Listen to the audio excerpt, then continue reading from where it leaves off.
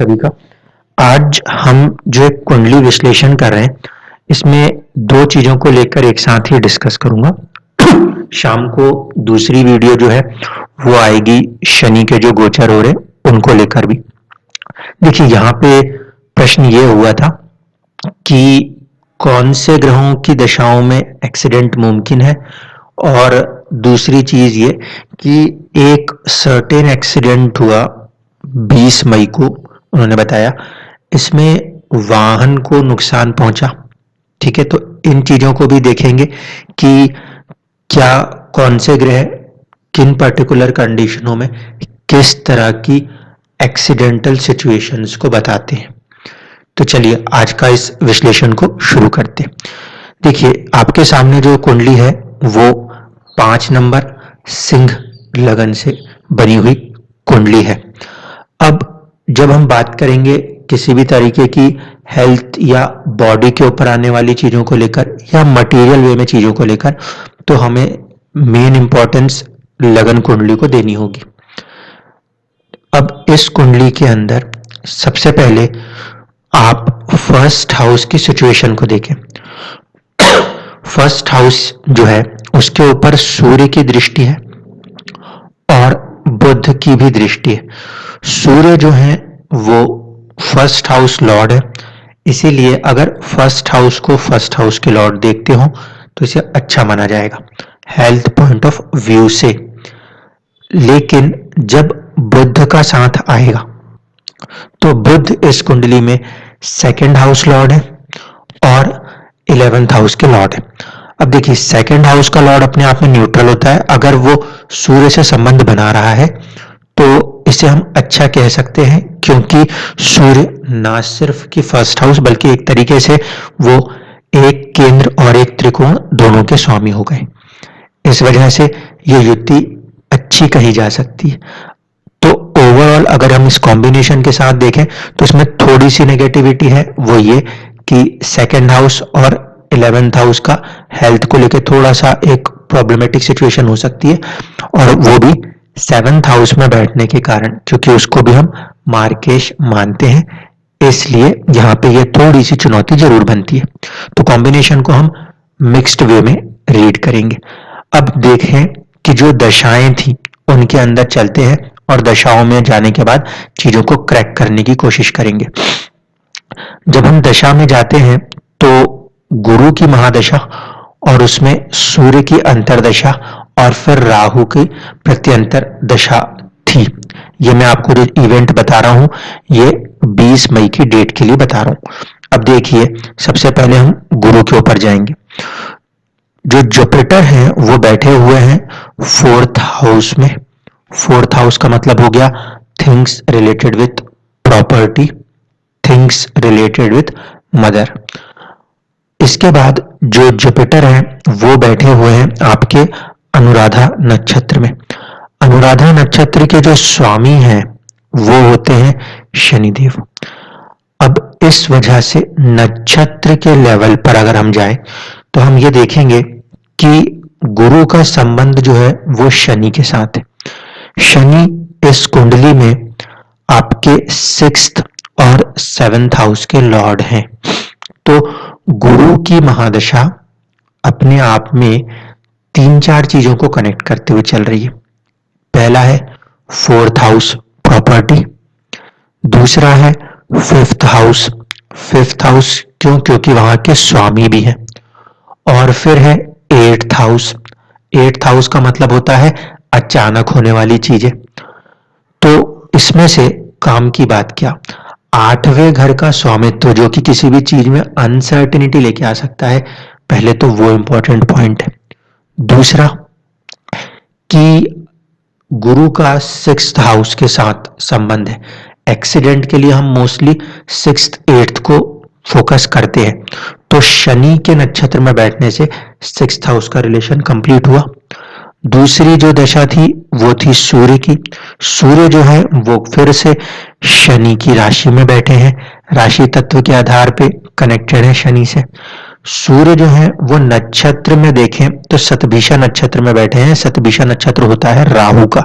राहु देख लीजिए कुंडली में छठे भाव में बैठे हैं।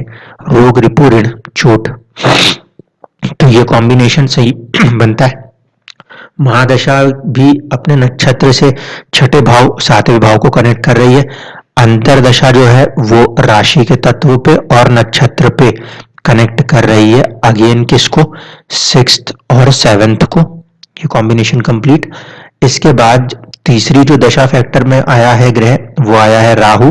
राहु को कहने की जरूरत ही नहीं, क्योंकि राहु जो है वो खुद छठे भाव में बैठे हुए हैं और राहु का जो संबंध है इस कुंडली में वो है धनिष्ठा नक्षत्र से।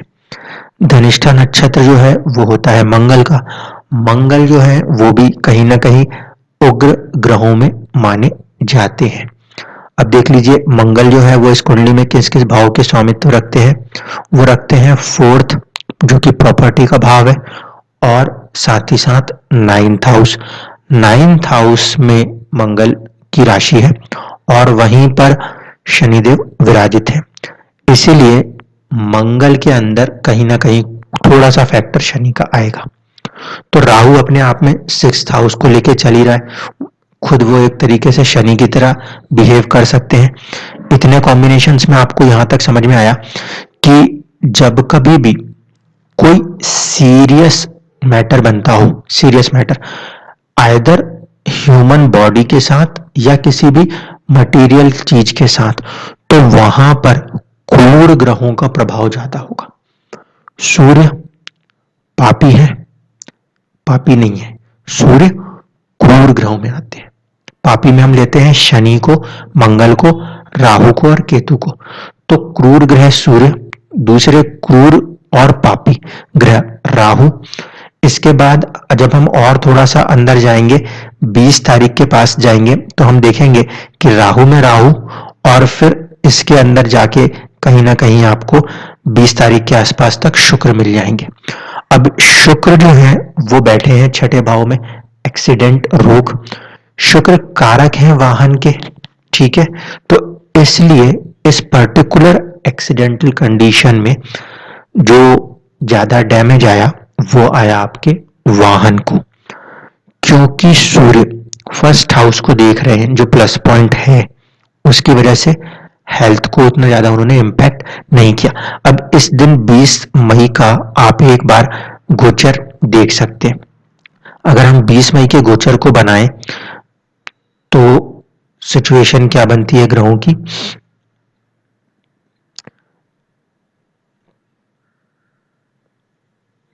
अगर हमने 20 मई के फॉर्मेशन को लिया तो देखिए ये थी करंट सिचुएशन। यहां पे हम ये कह सकते हैं कि शनि जो है गोचर कुंडली में, शनि जो है उनकी दृष्टि, जो कि रोग चोट के स्वामी है और 7th हाउस के भी लॉर्ड है, उनकी दृष्टि फर्स्ट हाउस के ऊपर है, ठीक है। पहली कंडीशन। दूसरी कंडीशन ये कि जो फर्स्ट हाउस का लॉर्ड है सूर्य, वो स्ट्रांग हो गए हैं। क्यों? क्योंकि वो 10th हाउस में डायरेक्शनली स्ट्रांग थे। इस वजह से काफी हद तक चोट जो है उनको रोका गया। जो आपका 10th हाउस का लॉर्ड हो रहा है वो भी उच्च राशिस्थ हो रहे हैं, इसलिए भी कहीं ना कहीं भाव बलवान और भाव में बैठे हुए ग्रह भी बलवान। ये रीजन रहा कि आपकी जो हेल्थ है सूर्य वो अपने आप को बचा के ले गए। लेकिन इम्पैक्ट क्या हुआ? इम्पैक्ट ये रहा कि जो शुक्र है वो अष्टम में आए। शुक्र जो है कहीं ना कहीं वाहन के कारक है। दूसरा, जो आपका 4th हाउस है प्रॉपर्टी, वो है मंगल, वो भी कहाँ कनेक्ट हुआ? वो भी अष्टम में, अनसर्टेनिटी में कनेक्ट हुआ। ये सारी चीजें ट्रांजिट्स के आधार पे कही जा सकती हैं। इस ट्रांजिट में जब हम देखते हैं तो हमें ये देखने को मिलता है कि इस पर्टिकुलर पोजीशन में जो आपके सूर्य थे वो कृतिका नक्षत्र में थे, और कृतिका नक्षत्र सूर्य का अपना नक्षत्र है, इसलिए वो सेफ कंडीशन थी। जबकि जो आपका मंगल है वो गुरु के नक्षत्र में है, और गुरु जो है वो अष्टम के भी स्वामी है और पंचम के भी। ऐसे स्थिति में अष्टम अनसर्टेनिटीज पे कहीं ना कहीं ये पूरी चीज चली गई। अब बात ये हुई कि कल फिर आप स्लिप हुए और फिर पैर में कहीं ना कहीं चोट लगी।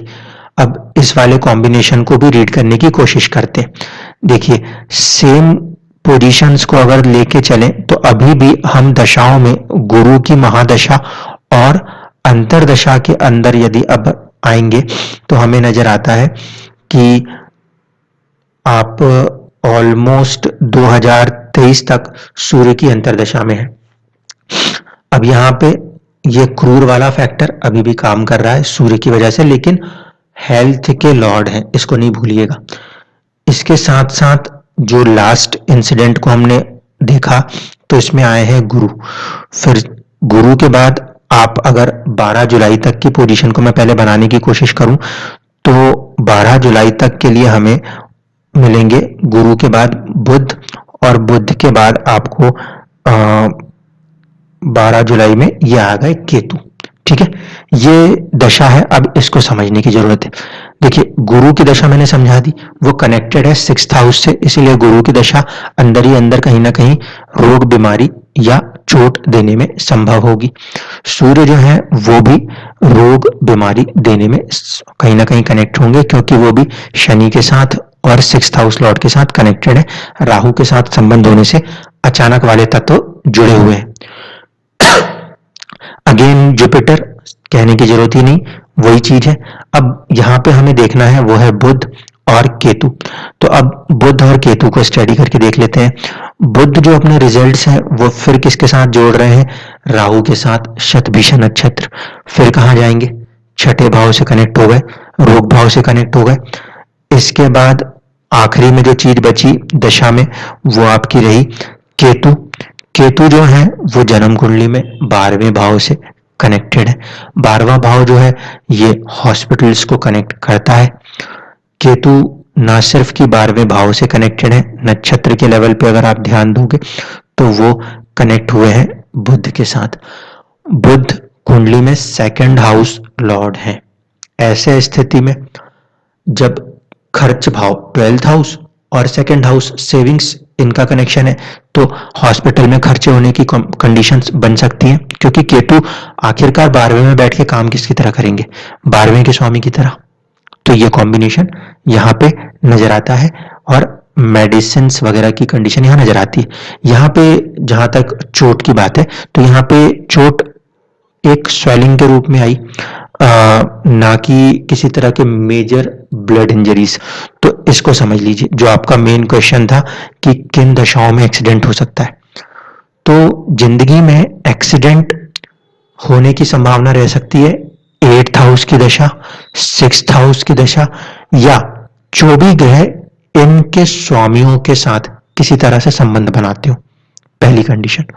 दूसरी कंडीशन ये होती है कि अगर जो रोग और चोट देने वाले ग्रह थोड़े से सौम्य प्रवृत्ति के हैं, सौम्य प्रवृत्ति से मतलब हुआ गुरु हो सकते हैं, शुक्र हो सकते हैं, बुध हो सकते हैं और चंद्रमा हो सकते हैं।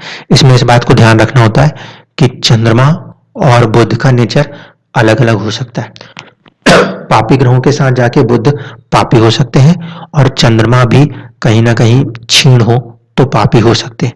लेकिन फिर भी जब कभी भी बुध, शुक्र और आपके गुरु या चंद्रमा ऐसे ग्रहों से अगर कहीं कोई रोग या चोट बनता है तो वो बहुत ज्यादा सीरियस नहीं होता, क्योंकि वो ग्रह क्रूर नेचर के नहीं होते। अगर कोई फैक्टर ऐसा बन जाए जिसमें कि राहु, शनि या मंगल है, जब भी मंगल की बात होगी तो ब्लड की बात होगी, जब शनि की बात होगी तो कोई बड़े डिफॉर्मिटीज की बात होगी, और ये चीजें आपको दशा में मिलनी चाहिए, तब ये चीजें होती हैं। तो मुझे उम्मीद है कि अब आपको आपके सवाल का जवाब मिला होगा। यहाँ पे जो आखिरी फैक्टर था केतु, वो केतु क्योंकि चंद्रमा की राशि में था तो चंद्रमा की तरफ बिहेव कर रहे थे, इसलिए सौम्य थे, तो इस वजह से ये चीजें हो रही थी, जब तक कि इनके ऊपर ये दशा कनेक्टेड है। यानी कि मैं पूरी की पूरी गुरु की दशा को यहाँ पे फैक्टर मान के चलूंगा, क्योंकि आने वाले पीरियड्स में जब हम देख रहे हैं तो गुरु में अभी आप सूर्य में हो, सूर्य शनि से कनेक्टेड है और राहु के साथ कनेक्ट होने के कारण बहुत ज्यादा छठे घर को या बीमारी को भी कनेक्ट कर रहा है। इसके बाद हम जाएंगे तो दशा होगी चंद्रमा की। चंद्रमा भी शनि के साथ ही बैठे हैं, इसलिए उतनी दशाओं तक आपको सावधान रहना चाहिए। एक प्लस पॉइंट यहाँ पर और भी था, वो ये कि जो जुपिटर है वो मंगल के साथ हाउस एक्सचेंज कर चुके थे। ऐसे स्थिति में गुरु जो है वो मंगल के साथ जुड़ने के कारण मंगल की तरह भी बिहेव कर सकते हैं, और अगर मंगल की तरह ये बिहेवियर होता है तो जो चोट है वो सीरियस हो सकती है। यानी कि ब्लड वाली सिचुएशन आ सकती है कि चोट लग रही है, कट्स हो रहे हैं, ब्लीडिंग हो रही है। अगर ऐसी चीजें हो रही हैं तो उसमें यहाँ पे इनडायरेक्ट फैक्टर मंगल का इन्वॉल्व हो जाएगा, क्योंकि गुरु और मंगल में राशि परिवर्तन योग काम करता है। इसीलिए आपको पहले तो पूरी गुरु की दशा में ही सावधान रहना चाहिए, क्योंकि उसका इंटरनल फैक्टर नक्षत्र लेवल से छठे भाव से कनेक्टेड है, जो कि बीमारी दर्शाता है। दूसरा कि सूर्य चंद्रमा इन दोनों का संबंध भी कहीं ना कहीं शनि के साथ है, इसीलिए अपने आप को 2024 तक थोड़ा सा सावधान रखना जरूरी है। अब लास्ट बात कि जितने भी सिंह लगन के जातक या जातिकाएं हैं वो ध्यान रखें कि जो शनि का गोचर हुआ है, शनि का गोचर इस समय छठे भाव में ही हुआ है। जैसे कि इस कुंडली में ये प्रभाव बहुत जल्दी देखने को मिला है, और ऑलमोस्ट हम अगर देखें तो जैसे ही शनि कल 12 तारीख की सिचुएशन में छठे भाव में आए हैं, वो भी वक्री होकर, तो ये प्रभाव तेजी से बढ़ा है। इसीलिए जितने भी लोगों का जो सिंह लगन है उन सभी लोगों को अपने हेल्थ पर फोकस करना जरूरी होगा। यहाँ पे अगर आप ध्यान से देखोगे तो जो इनका छठा भाव है वहां पे 1 डिग्री कैप्रिकॉन जो है वो हाउस का मिड है, हाउस का मिड है, और 16 डिग्री का जो ये राशि है यहाँ पे जाके ये भाव खत्म होता है। तो यहाँ पे जो शनि है वो कंप्लीटली 6th हाउस में नहीं आएंगे। ठीक है, गोचर में ये बात क्लियर कर दूं कि शनि कंप्लीटली 6th हाउस में नहीं आएंगे, वो उस राशि के अंदर एंटर हुए। और कहीं ना कहीं आप अगर ध्यान से देखो तो 7th हाउस के अंदर भी ये राशि विद्यमान है, और बहुत ही क्लोजली 1 डिग्री पर हाउस का मिड आने से जो शनि है वो 7th हाउस के मिड पर रहकर 6th हाउस के राशि के प्रभाव को स्ट्रांगली दे रहे हैं, क्योंकि राशि का तत्व 10 नंबर से कनेक्टेड है, और भाव मध्य के ऊपर ये कॉम्बिनेशन होने की वजह से काफी स्ट्रांगली ये चीजें यहाँ पे कनेक्ट हो गई। अब आप डिमार्क कर पा रहे होंगे कि एक भाव में अगर 2 राशि आ जाए तो थोड़ा सा भी ग्रह का मूवमेंट किस लेवल पे इंपैक्ट कर सकता है। इसलिए जितने भी जातक हैं जो सिंह लगन या सिंह राशि से आते हैं वो अपने हेल्थ पे ध्यान दें। शाम के वीडियो में मैं सभी को सिंह लगन से लेकर कोशिश करूंगा कि तुला लगन तक पूरा चारों लग्नों को कंसीडर करके जो मूवमेंट है उसको भी समझा सकूं। धन्यवाद।